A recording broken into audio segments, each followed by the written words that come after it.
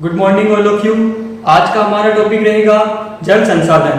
जल संसाधन, सबसे पहले मैं आपको संसाधन की परिभाषा से अवगत कराऊंगा। संसाधन किसे कहते हैं? संसाधन वह वस्तु होती है जो मानव के द्वारा उपयोग में लाई जाती है, उस हर वस्तु को संसाधन कहते हैं। और जल भी मानव के विभिन्न कार्यों में प्रयुक्त होता है, इसीलिए इसे भी जल के संसाधनों की श्रेणी में रखा गया है।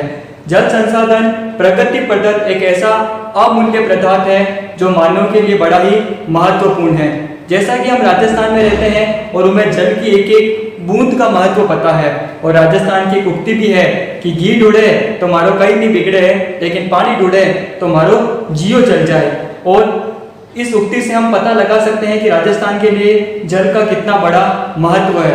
जल संसाधन पृथ्वी के धरातल पर 71% भाग पर जल मौजूद है और जो शेष 29% भाग है वहां पर स्थल है। लेकिन जो 71% भाग है उस संपूर्ण भाग पर पीने योग्य पानी नहीं है।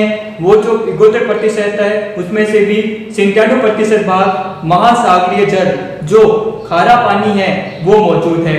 और जो 3% भाग है उसमें से भी 1% भाग पर ही पीने योग्य पानी, पीने के लिए पानी तथा विभिन्न क्रियाओं के लिए हम मानव जल का उपयोग करता है। इस जल को हमें बचाना ही होगा, तभी हमारा कल सहजेगा। कहते भी है कि जल है तो कल है, और आज हमारा इस जल को बचाना, इसको संरक्षण करना ताकि हम भविष्य को बचा सके। इसको बचाने का एक तरीका है जिसे हम बहुउद्देशीय परियोजनाओं के नाम से जानते हैं। हमारी पाठ्य पुस्तक में दे रखा है बहुउद्देशीय परियोजनाएं। जैसा कि आप नाम से ही देख रहे हैं, बहुउद्देशीय परियोजनाएं।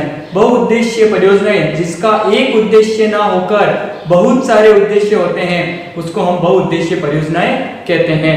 अब यहाँ पर हमारे दिमाग में आता है कि बहुत सारे उद्देश्य कौन कौन से। इसका जो पहला उद्देश्य होता है, आप देखिए, पहला उद्देश्य है पेयजल, यानी हम पीने के पानी के रूप में इसको प्रयुक्त करेंगे।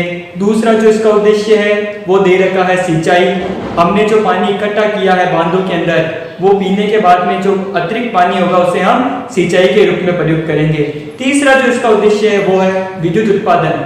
इसको हम इस प्रकार समझेंगे, जो पानी हमने सहजा बांधों के अंदर, उसको हम किसी टरबाइन के ऊपर गिरा करके विद्युत उत्पादन करेंगे और हम बिजली को बढ़ावा देंगे।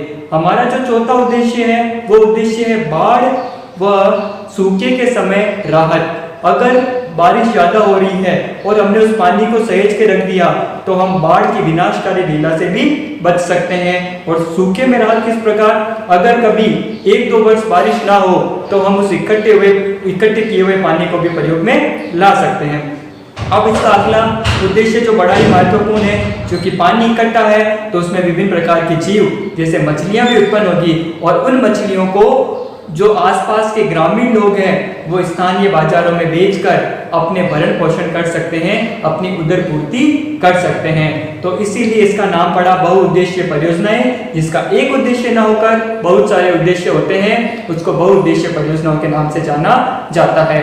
हमारे देश के प्रथम प्रधानमंत्री पंडित जवाहरलाल नेहरू, यहाँ एक चीज क्लियर करना कि यह जो उक्ति है ये हमारे प्रश्न में भी आ चुकी है, पिछली बोर्ड परीक्षाओं में भी इस पे प्रश्न बन चुका है कि बहुउद्देशीय परियोजनाओं को किसने क्या कहा था। बहुउद्देशीय परियोजनाओं को पंडित जवाहरलाल नेहरू ने आधुनिक भारत के मंदिर कहा था। और अगर हकीकत माना जाए तो बिल्कुल आधुनिक भारत के मंदिर के रूप में ये काम आते हैं। इनके द्वारा आसपास का जो इलाका होता है उसका जीवन स्तर ऊंचा उठ जाता है। बहुउद्देशीय परियोजनाएं मानव जीवन के लिए बड़ी ही महत्वपूर्ण होती है और उनको जीवन दान देने में इनका हमेशा योगदान रहा है। और मेरा जो अगला बिंदु है वो बिंदु रहेगा राजस्थान में बहुउद्देशीय परियोजनाएं। राजस्थान में बहुउद्देशीय परियोजनाओं में जो पहली परियोजना है जिसका नाम है चंबल घाटी परियोजना।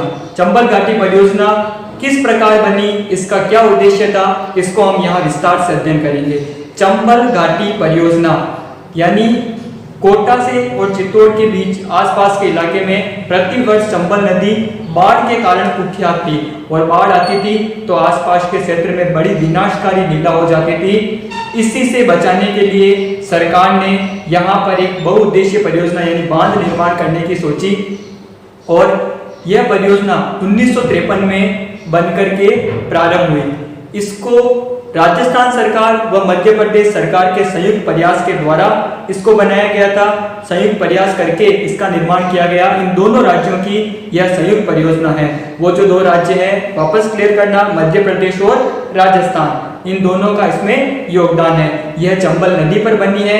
1953 में यह बन करके आरंभ हुई थी तथा यह इसका मुख्य उद्देश्य था पेयजल, दूसरा उद्देश्य था सिंचाई, तीसरा था चंबल की विनाशकारी लीला को समाप्त करना और एक बड़ा ही महत्वपूर्ण उद्देश्य था चंबल नदी आसपास के इलाके में मृदा अपरदन करती थी। मृदा अपरदन का यहाँ तात्पर्य है कि मिट्टी की ऊपरी परत का हट जाना, चाहे वो हवा के द्वारा चाहे वो पानी के द्वारा, जिससे मिट्टी का उपजाऊपन नष्ट हो जाता था, उसको कम करने के लिए भी इस परियोजना का निर्माण किया गया।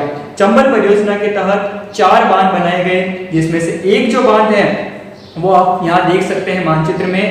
एक बांध मध्य प्रदेश के मंदसौर जिले में बनाया गया और बाकी जो 3 बांध है वो राजस्थान में। पहला बांध चित्तौड़गढ़ के रावत भाटा नामक स्थान पर बनाया गया, जिसका नाम रखा गया राणा प्रताप सागर बांध। दूसरा कोटा बूंदी की सीमा पर, जिसका नाम रखा गया जवाहर सागर बांध। और तीसरा जो बांध है वो कोटा के अंदर ही कोटा शहर में स्थित है, जिसका नाम कोटा बैराज है। इस परियोजना के बनने के पश्चात इसने कोटा शहर को औद्योगिक विकास के तहत एक नया रूप प्रदान किया है और राजस्थान के अंदर इस परियोजना का बड़ा ही महत्वपूर्ण योगदान है। इसके तत्पश्चात हम जो अगली परियोजना का अध्ययन करने वाले हैं, उस परियोजना का नाम है माही बजाज सागर परियोजना, जो हमारे पाठ्य पुस्तक की बड़ी ही महत्वपूर्ण परियोजना भी है। माही बजाज सागर परियोजना राजस्थान व गुजरात की संयुक्त परियोजना के रूप में उभरी। इसमें राजस्थान की जो हिस्सेदारी है वो 45% और गुजरात की हिस्सेदारी रखी गई 55%। इसमें राजस्थान के बांसवाड़ा व डूंगरपुर शहर के बांसवाड़ा व डूंगरपुर जिले की आसपास के इलाके के जीवन स्तर को ऊंचा उठाना और आदिवासी जो इलाका है उसके जीवन स्तर को उत्कृष्ट बनाना था। यह परियोजना बांसवाड़ा के बोरखेड़ा नामक स्थान पर माही बजाज सागर बांध बनाया गया और एक और बांध जिसका नाम गुजरात के कंडाला नामक स्थान पर बनाया गया, उसका कंडाला नामक बांध रखा गया। इस परियोजना में नहरें भी निकाली गई जिससे सिंचाई की जा सके और विद्युत गृह भी बनाए गए जिससे बिजली का उत्पादन भी किया जा सके।